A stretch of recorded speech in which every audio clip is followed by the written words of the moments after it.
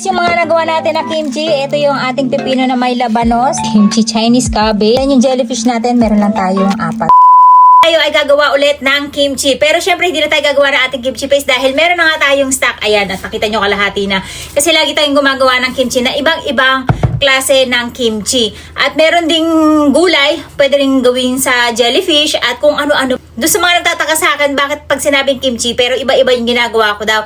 Kasi ang kimchi dito sa Japan, guys, nakita ko ang dami-dami nilang klase na pinagagamitan ng kimchi. Even yung karne, guys, pwede nyong balutin ng kimchi. Kahit yung sariwang isda, pwede nyo siyang i-kimchi. Basta paste ang gagamitin nyo. Plain lang yan na paste. Wala siyang halong iba pang gulay na buo-buo. Pero meron tong labanos. At mga magtatanong kung ano ang mixture ng ating ginawang paste. At next time, pag naubos to, i-remake natin siya para mas malinaw sa inyo. Yung wala tayong ibang gagawin kundi itong ating paste lang. So ngayon guys, ang gagawin nating kimchi ay yung kimchi labanos at kimchi pipino. Yes, meron tayong pipinong nabili at dahil darating na si Ate Asga mamaya, nahalangan natin gumawa ng pipino at labanos at yan na ipapakita ko sa inyo. Pero dahil bet na bet ni Papa yung kimchi natin na ganito, ayan, gagawa tayo ulit pero kalahati lang at nabili ko nga lang siya ng 160 yen. Actually, mas maganda kung buo yung bibilin nyo. Tapos, syempre, maglalagay din tayo guys ng, eto si Papa bumibili ng scallion. Kahit meron naman akong tanim na scallion, ewan ko ba sa asawa ko. Maglalagay tayo ng ganito guys kasi isa to sa nagpapasarap ng kimchi.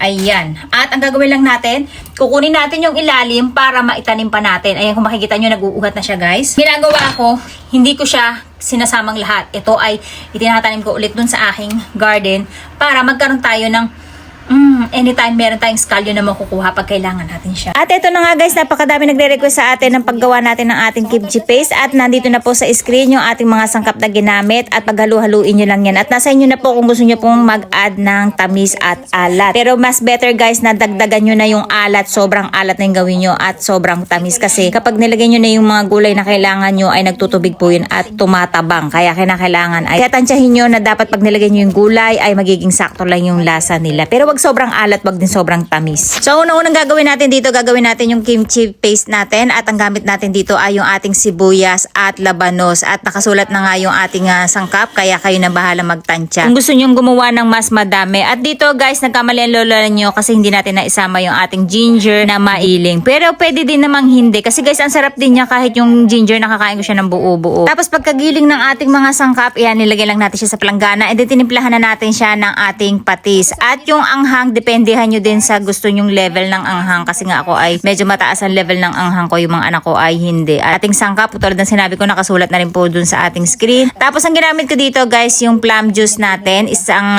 cup yung nakita nyo na malaki pero 2 cup yun. At nag-add pa nga ako dyan kasi mas gusto ko yung mas matamis siya na medyo fruity yung lasa niya. And then naglagay din tayo ng ating alamang. Yes, yung alamang po na yan ay yung pong salted alamang na hindi pa po nagigisa. Isa siya sa mga nagpapasarap ng ating kimchi. Tapos kung makikita nyo, naglagay din tayo dyan ng bawang. Mas maganda guys yung fresh bawang ang gamitin nyo. Mas maraming bawang, mas masarap ang magiging lasa ng inyong kimchi. And then doon sa mga gustong gumamit ng mga peras at mansanas, pwede naman po yun. Kaya lang mas dadamihan nyo yung tamis kasi nga hindi naman ganun katamis yung mga prutas. Unlike yung talagang purong-puro na nagburo kayo ng mansanas at peras na nilagyan nyo siya ng purong asukal lang, walang tubig. Yun po ang masarap gamitin. At may nabibili po ng 100% puree na pwede nyo gamitin sa ganito na sure guys, 100% napakasarap na magiging kimchi nyo. At yung hinahanap-hanap ko nga na kimchi na kinainan ko noon sa isang restaurant, eto na po yung lasa noon. Kaya ayoko na sumubok ng ibang kimchi. Tapos sa mga nagtataka ba't hindi ako naglagay ng rice paste? Actually guys, sa Korea marami silang kanya-kanya sila ng flavor ng paggawa ng kimchi. Kaya kung saan kayo nasasarapan ay mas better na sundin nyo. At for me, kaya ayoko maglagay guys ng rice paste kasi katagalan pagka nagtagal ang inyong kimchi, ang asim-asim niya talaga na ayoko sa isang kimchi talagang parang lasang panis. Eto guys, kahit na tumagal siya ng 1 linggo, 2 linggo sa rep nyo ay hindi po siya maglalasang maasim. So dito guys, ang una natin gagawin ay yung ating labanos at pipino kimchi. Napakadali lang pong gawin nito at isa to sa mga paborito ko rin na kinakain ng kimchi pag kami ay nag-iinuman ni Papa sa labas. Actually, ang mga Hapon o mga Koreano hindi na talaga binabalatan ang labanos, no? Kinakaskas lang yan ng konti kasi nandyan ang sustansya sa mga balat ng mga crab. Pero dahil nalibang nga ang lola nyo, ayan, nabalatan ko siya ng di oras. Tapos ang gagawin lang natin dyan guys ay dice cube lang natin siya. Yung madali lang siyang isubo sa bibig, yung bite size lang siya para hindi rin nakakaumay. Ito yung masasabi ko guys guys na masarap gawin pagka ganitong panahon na taglamig kasi nga panahon ng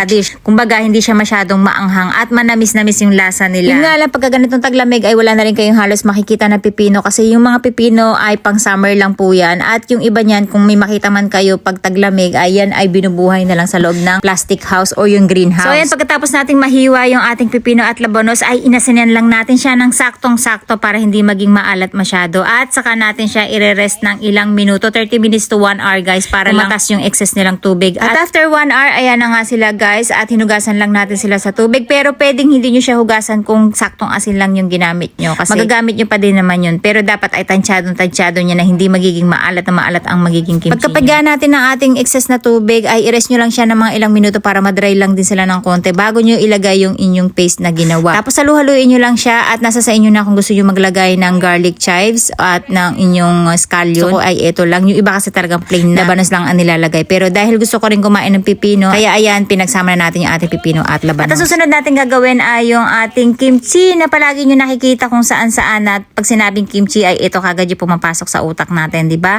So ang ginawa ko lang dito guys, hiniwa ko lang siya ng maliliit. Hindi na natin siya ginaya yung mga Koreano na buo-buo talaga na nilagay. Kasi for me guys, mas mabilis kasi itong kumapit yung lasa niya at mas madaling kumatas yung asin kung hihiwain nyo na siya ng ganitong size. So ayan, ganun lang din yung ginawa natin. Nalagyan lang natin siya ng konting asin, saka natin siya ni-rest para kumatas ng konti at malamog yung ating gulay. Konti lang naman. Tapos saka tayo naghiwa ng scallion para may aroma siya ng sibuyas. At yung iba pagka naglalagay nito guys, ginagayat siya ng mas maninipis no para mas madali kainin. Kasi medyo maanghang talaga sa tiyan ang scallion kapag medyo fresh pa siyang kakainin. Tapos naghiwa rin tayo ng ating carrot. Saan ay yung strip lang, yung parang payat-payat lang ang hiwa natin. Mas maganda kung pinong-pino talaga. And then nag-add tayo ng fresh bawang natin.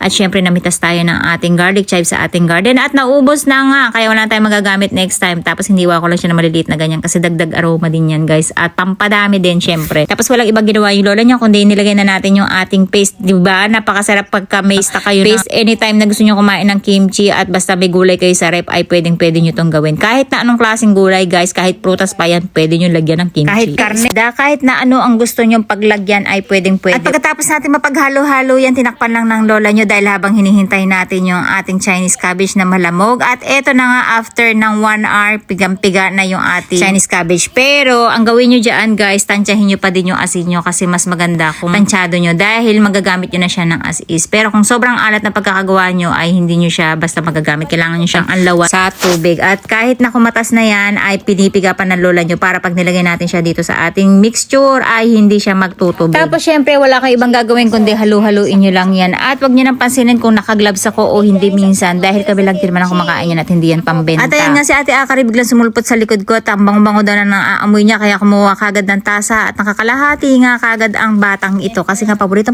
talaga nila yung kimchi. Pagka wala sila mamerienda, kimchi talaga hinahanap nila sa after natin maripak yung ating pangalawang kimchi, ang gagawin naman natin ay yung ating pangatlo na kung saan ay gagamit tayo ng jellyfish. At ito yung jellyfish na marami nag-comment sa akin na una kong ginawa. Dapat daw ay inanlawang ko sa mainit na tubig. Actually, tama sila, mataas ang content ng mercury ng mga jellyfish kaya kinakailangan ay dumaan sila sa pagpe-ferment. At dahil nga naasinan na to, ito ay na-ferment na kaya safe na silang kainin pagkatapos natin ibabad sa malamig na tubig. Pero dahil request nyo na kailangan anlawan natin sa mainit na tubig, ayan, sinunod ko yung gusto nyo. Kasi guys, kaya ayoko siyang anlawan dahil liliit siya at the same time mas lulutong siya ng husto, medyo mas mahirap nguyain. Kaya naman ang ginawa ng lola nyo ay agad-agad nating inahon para hindi naman sila tumigas ng husto. At napakasimple lang ng ginawa natin, hiniwa lang natin sila ng maliliit, saka natin nilagay yung ating paste.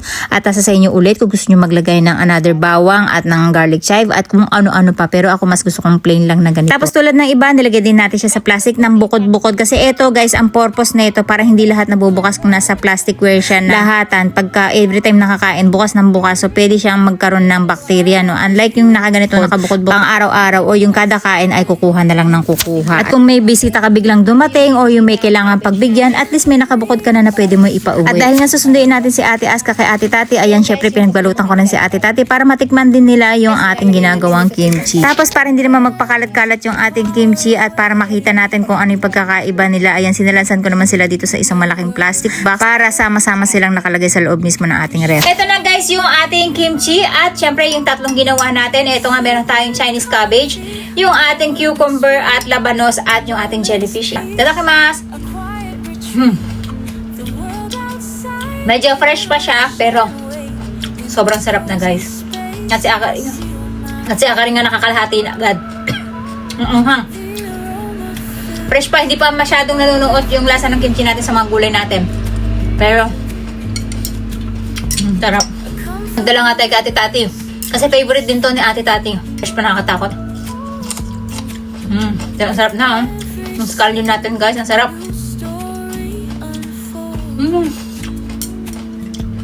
Medyo maanghang kasi sa tiyan yung scallion, guys, kapag ka-fresh.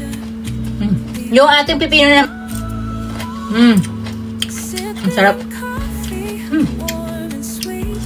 Ang labanos natin, lumasa na siya, guys. Yung kimchi paste natin nanuot na dun sa pipino at sa labanos. And then yung final natin, yung ating jellyfish na paborito ng lola nyo. Lahat na lang paborito ko. Itsura niya, diba? Ang sarap. Nga lang, ang mahal. Nakita nyo? Pag nalinsa ka, mahuhuli na rin ako ng jellyfish, eh. Para makagawa lang tayo ng marami. Alam nyo ba, ang kimchi masarap kapag kayo ay gutom na gutom. Parang pinaka-appetizer nyo. Tapos konting kanin na makakain nyo. More on gulay, guys. Nakakaganda pa ito ng kutis. Alam nyo kung bakit? Kasi yung mga scallion, sibuyas, yung labanos, sama-sama lahat, yung bawang, sama-sama lahat sila na nagpapaganda ng kutis. Tingnan nyo yung mga Koreano, bata pa kumakain sila ng kimchi, kaya tingnan nyo yung mga kutis sila, ang gaganda talaga. Yung mga Hapon naman, iba naman ang kinakain nila, puro sariwa, kaya mas magaganda ang kutis nila. Syempre, more on healthy food sila kaysa sa mga chichirya at mga matatamis na katulad natin sa Pilipinas. Mahilig tayo sa carbo, mahilig tayo sa mga sweets. Kaya yung mga balat natin madaling tumanda, tapos ang hilig pa natin mag-expose sa araw. All in all, lahat ng ginawa natin kimchi ay napakasarap. Kaya itry nyo na din. At next time, tuturo ko sa inyo ng mas malinaw na kimchi paste lang yung gagawin natin.